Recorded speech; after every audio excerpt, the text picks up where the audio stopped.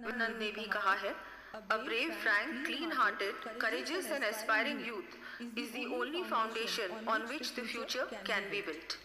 अर्थात बहादुर, स्पष्टवादी, साहसी, आकांक्षी एवं साफ दिल वाले युवा एकमात्र नींव है जिस पर भविष्य का निर्माण हो सकता है।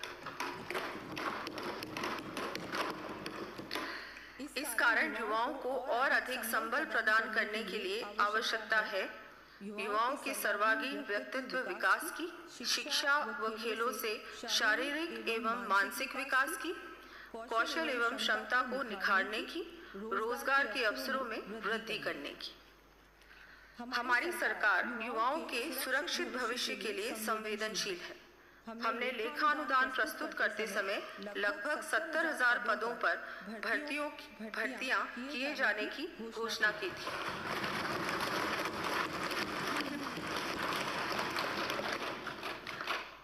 हमारे इस कार्यकाल में लगभग 20,000 युवाओं को नियुक्ति प्रदान की गई है। माननीय सदस्य, माननीय मुख्यमंत्री द्वारा 2024 को संवाद कर जन सेवा के लिए प्रेरित किया गया। माननीय सदस्यों, युवाओं के भविष्य की बात कर रही हूँ, वो तो सुन लीजिए। माननीय सदस्यों को अवगत कराते हुए मुझे हर्ष का अनुभव हो रहा है कि हमने 5 वर्षों में 4 लाख भर्तियां करने का संकल्प लिया है।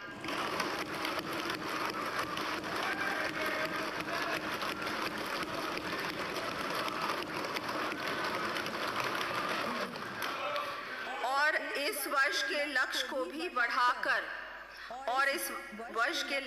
बढ़ाकर 1 लाख से अधिक पदों पर भर्ती की जानी प्रस्तावित है।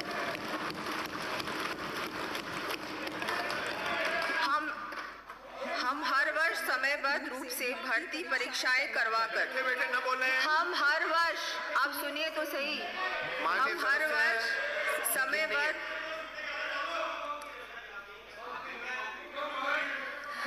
वर्ष समयबद्ध रूप से भर्ती परीक्षाएं कराकर युवाओं को रोजगार देने का कार्य करेंगे। युवाओं के सर्वांगीण व्यक्तित्व विकास, उन्हें प्रोत्साहित करने तथा उनकी समस्याओं का त्वरित निस्तारण करने की दृष्टि से युवा नीति 2024 लाई जाने की घोषणा करती हूँ।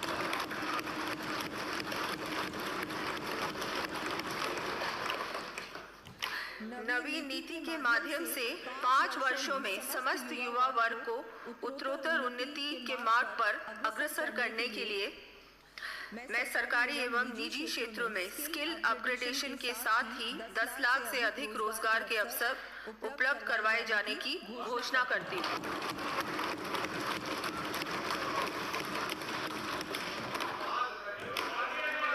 राज्य की विकास यात्रा में सम्मिलित होने के लिए युवाओं को AI आधारित काउंसलिंग की सुविधा उपलब्ध कराने के साथ ही अप्रेंटिसशिप, इंटर्नशिप प्रोग्राम संचालित किए जाना प्रस्तावित है।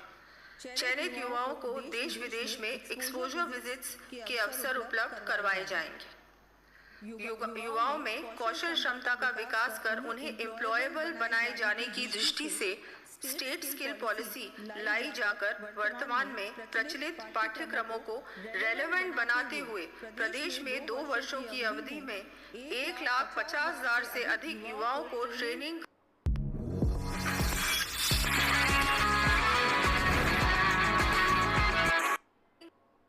स्थापित करने एवं एम्प्लॉयमेंट प्रोवाइडर भी बनने हेतु प्रोत्साहन देने के लिए मैं अटल एंटरप्रेन्योरशिप प्रोग्राम चलाए जाने की घोषणा करती हूँ। इसके अंतर्गत युवाओं को देश विदेश के उत्कृष्ट CEOs की मेंटरशिप उपलब्ध कराने के साथ साथ आउटरीच एक्सपोजर के भी अवसर उपलब्ध करवाए जाएंगे। इसके साथ ही चयनित स्टार्टअप्स को अटल एंटरप्रेन्योरशिप प्रोग्राम में iStart फंड के तहत 10 करोड़ रुपए तक की फंडिंग सुविधा भी उपलब्ध करवाई जानी प्रस्तावित है।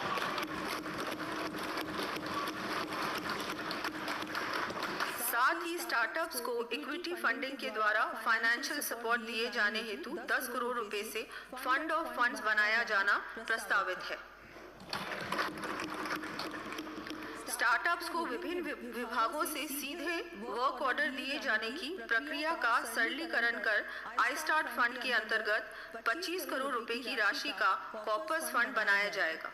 साथ ही स्टार्टअप्स को सीधे सब कॉन्ट्रैक्टिंग के माध्यम से कार्य देने की सुविधा भी उपलब्ध करवाई जाएगी। युवाओं के लिए नवीन तकनीकी क्षेत्रों में रोजगार के और अधिक अवसर सृजित करने की दृष्टि से हमारे द्वारा 1000 करोड़ रुपए की लागत से जयपुर, भरतपुर, बीकानेर और उदयपुर में अटल इनोवेशन स्टूडियोज और एक्सेलरेटर स्थापित किए जा रहे हैं। इनके अंतर्गत एग्रीकल्चर एक्सेलरेटर मिशन प्रारंभ करना भी प्रस्तावित है।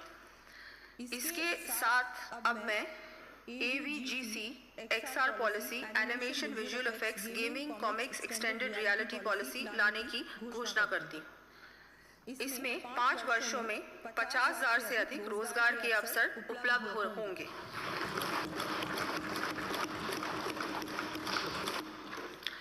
हमारे प्रदेश का युवा बहुत इनोवेटिव व उद्यमी है, परंतु एक स्टार्टअप की यात्रा बहुत उतार चढ़ाव भरी होती है। इसे ध्यान में रखते हुए स्टार्टअप फाउंडर्स व युवाओं की अपस्किलिंग करने के साथ साथ उनको स्किल्ड मैन पावर उपलब्ध करवाने के लिए आई स्टार्ट के अंतर्गत learn, earn and progress programme प्रारंभ करने की घोषणा करती हूँ। इस हेतु 25 करोड़ रुपए का व्यय प्रस्तावित है। यंग एज से ही उद्यमशीलता विकास सुनिश्चित करने के लिए विद्यालयों एवं महाविद्यालयों में बिजनेस इनोवेशन प्रोग्राम चलाया जाएगा। इससे 1 लाख से अधिक विद्यार्थी लाभान्वित होंगे। इस पर 20 करोड़ रुपए व्यय होंगे। प्रदेश में तकनीकी शिक्षा को बढ़ावा देने, युवाओं को गुणवत्तापूर्ण कौशल प्रशिक्षण सुविधाएं उपलब्ध कराने तथा उनके लिए रोजगार के अवसर सृजित करने के उद्देश्य से नाचना पोखरण जैसलमेर में नवीन ITI तथा बांदीकुई दौसा, फागी दूदू, वल्लभनगर उदयपुर, नेवाई टोंक, मारवाड़ जंक्शन पाली व गुडा मालिनी बाड़मेर में नवीन पॉलिटेक्निक महाविद्यालयों सहित 2 वर्षों में 20 ITIs एवं 10 पॉलिटेक्निक में महाविद्यालय खोले जाने की मैं घोषणा करती हूँ।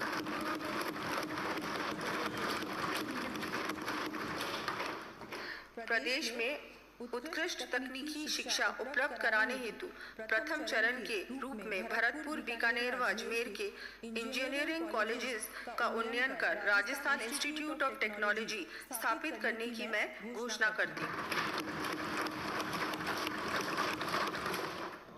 इन पर लगभग 300 करोड़ रुपए की लागत आएगी।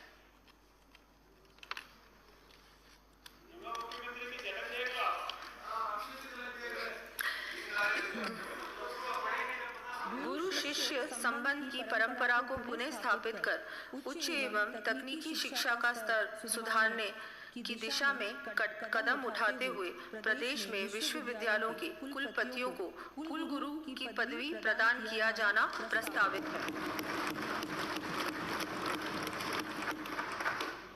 साथ ही प्रदेश में उच्च शिक्षा के विस्तार तथा तकनीकी शिक्षा व्यवस्था को और अधिक सुदृढ़ करने की दृष्टि से विभिन्न महाविद्यालयों की स्थापना ITI एवं पॉलिटेक्निक में ट्रेड्स ब्रांच आदि की सूची में सदन के पटल पर प्रस्तुत कर रही हूँ।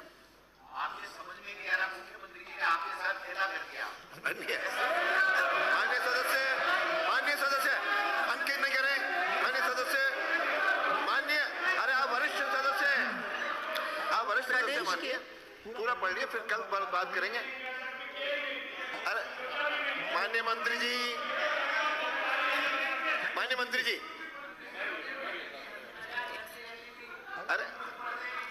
अरे कल से खूब करेंगे ना, आज तो पूरा पढ़ ले, कल खूब बोलना।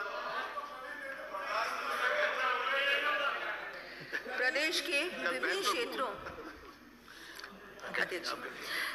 के विभिन्न क्षेत्रों से जनप्रतिनिधिगण के माध्यम से स्कूल शिक्षा की सुविधाएं बढ़ाने संबंधी प्रस्ताव प्राप्त हुए हैं।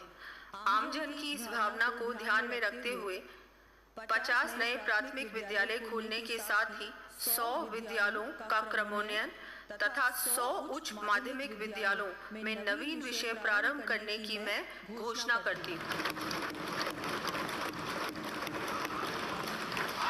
इसके अतिरिक्त विद्यालयों में शिक्षा की सुविधाओं का उन्नयन करने की दृष्टि से प्रदेश में 4 कस्तूरबा गांधी बालिका विद्यालयों में छात्रावास भवन, 5 नेताजी सुभाष चंद्र बोस छात्रावासों तथा 138 भवन सहित विद्यालयों के भवनों का निर्माण करवाया जाएगा। क्लासरूम्स, लैब्स, लाइब्रेरीज एवं टॉयलेट्स के निर्माण हेतु 350 करोड़ रुपए का प्रावधान प्रस्तावित है। साथ ही 750 विद्यालयों की भवनों की मरम्मत हेतु 100 करोड़ रुपए व्यय किए जाएंगे। प्रदेश के विभिन्न वंचित वर्गों के विद्यार्थियों को बेहतर आवासीय सुविधाएं उपलब्ध करवाने की दृष्टि से छात्रावास आवासीय विद्यालयों का निर्माण तथा आधारभूत सुविधाएं विकसित करने संबंधी कार्य करवाए जाएंगे। इन कार्यों की सूची मैं सदन के पटल पर रख रही हूँ।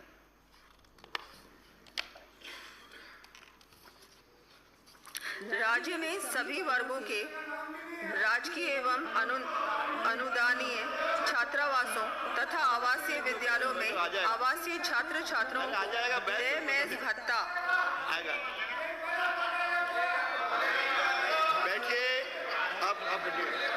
बैठिए माननीय सदस्य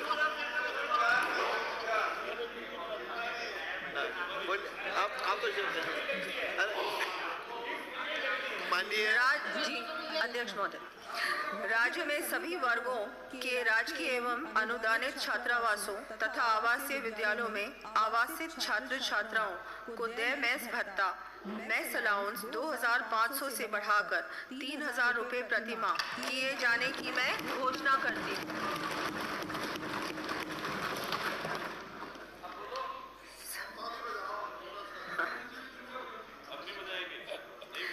साथ ही खेलकूद आवासीय विद्यालयों के खिलाड़ियों का मेस भत्ता बढ़ाकर 4000 रुपए प्रति माह किया जाना प्रस्तावित है।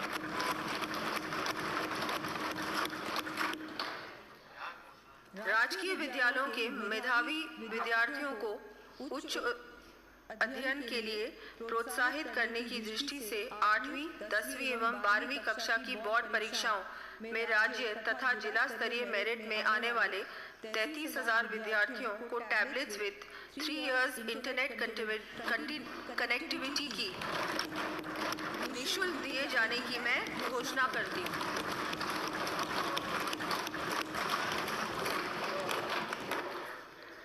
प्रदेश में संस्कृत शिक्षा के प्रोत्साहन एवं विस्तार हेतु भवन विहीन 20 संस्कृत महाविद्यालयों हेतु भवन निर्माण कराए जाएंगे। इस हेतु लगभग 50 करोड़ रुपए व्यय किए जाएंगे। ज्योतिष एवं वास्तु विद्या के वैज्ञानिक पक्षों के अध्ययन एवं अनुसंधान को बढ़ावा देने के लिए महाराज आचार्य संस्कृत महाविद्यालय जयपुर में 10 करोड़ रुपए की लागत से सेंटर ऑफ एक्सीलेंस शुरू किया जाएगा।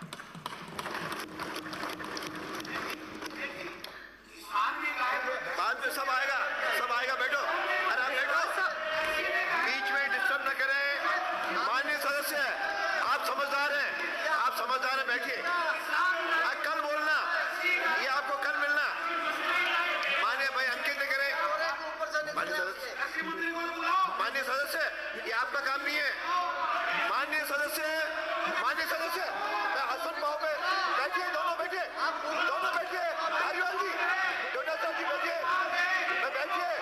ये डिस्टर्ब एक कार्रवाई में सम्मिलित न करें। माननीय सदस्य,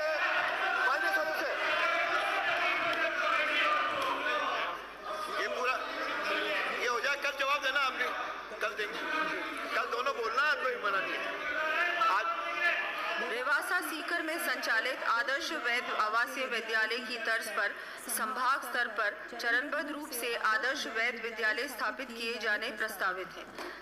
साथ ही वैध विद्यालयों में कार्यरत अध्यापकों के मानदेय को 8,000 रुपए से बढ़ाकर 15,000 रुपए प्रतिमाह किया जाना प्रस्तावित है।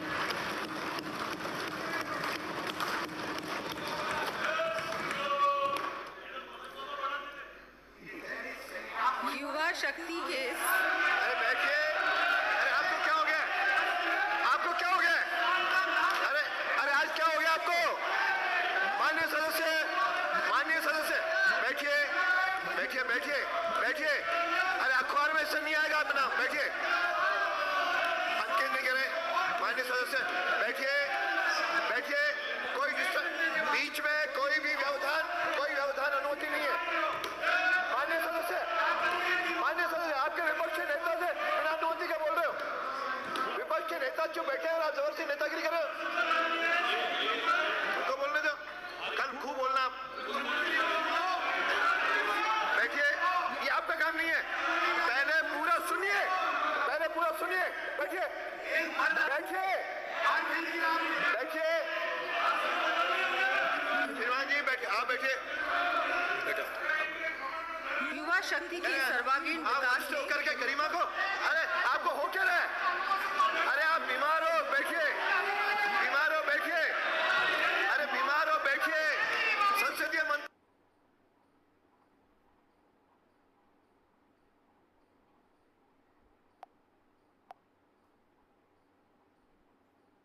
मंत्री रखो। अरे कुछ तो गरिमा रखो, गरिमा का हनन करो। आप जो इधर थे तब भी यही करते थे, वहां भी यही करो। बैठो। ये छुट्टी में है, बैठिए। मेरी अनुमति है। अरे मेरी अनुमति है, बैठिए। मेरी अनुमति है, व्यवधान नहीं। अरे आपको ध्यान नहीं आए, बजट में कोई व्यवधान अनुमति नहीं है। युवा शक्ति के सर्वांगीण विकास में खेलों की महत्वपूर्ण भूमिका है। प्रदेश में प्रत्येक स्तर पर खेलों के प्रोत्साहन हेतु समुचित वातावरण तैयार करने के लिए sports infrastructure, science analysis, counselling व न्यूट्रिशन का समावेश करते हुए खेल नीति 2024 लाने की मैं घोषणा करती हूँ। इस खेल नीति के अंतर्गत राजस्थान खेल आधुनिकीकरण मिशन की स्थापना करते हुए खेल क्षेत्र के लिए गत वर्ष प्रावधानित 475 करोड़ रुपए की बजट राशि को चरणबद्ध रूप से दुगना किया जाना प्रस्तावित है। प्रदेश में कोचेस एवं स्पोर्ट्स स्पेशलिस्ट तैयार करने के लिए महाराणा प्रताप स्पोर्ट्स यूनिवर्सिटी स्थापित किए जाने की मैं घोषणा करती हूँ। इस पर 250 करोड़ रुपए व्यय होंगे। इसके साथ ही संभागीय स्तर पर स्पोर्ट्स कॉलेजेस की भी स्थापना 50-50 करोड़ रुपए की राशि से की जानी प्रस्तावित है। प्रदेश में one district one sports scheme लागू करते हुए प्रत्येक जिले में चरणबद्ध रूप से प्रचलित खेलों की अकेडमी स्थापित करने की घोषणा करते हैं। हमारे द्वारा प्रदेश का नाम स्पोर्ट्स के क्षेत्र में उन्नति के शिखर पर ले जाने के लिए मिशन ओलंपिक प्रारंभ करने की घोषणा की गई थी। इसके अंतर्गत केंद्र सरकार के टारगेट ओलंपिक पोडियम (TOP) योजना के अनुरूप सुविधाएं उपलब्ध कराया जाना प्रस्तावित है।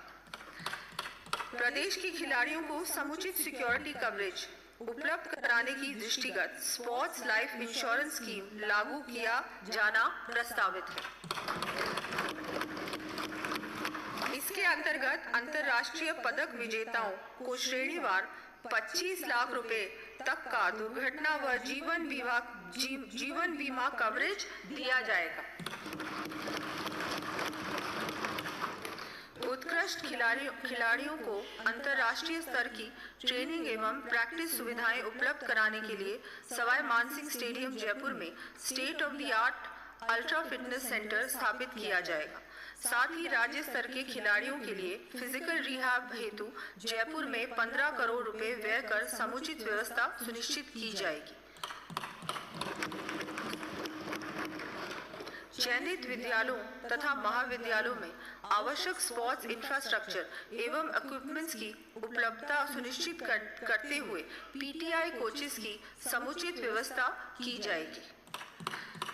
ग्रामीण युवाओं को खेल प्रतियोगिताओं के लिए तैयार करने की दृष्टि से ग्राम पंचायत स्तर पर चरणबद्ध रूप से ओपन जिम्स व खेल मैदान बनाए जाएंगे।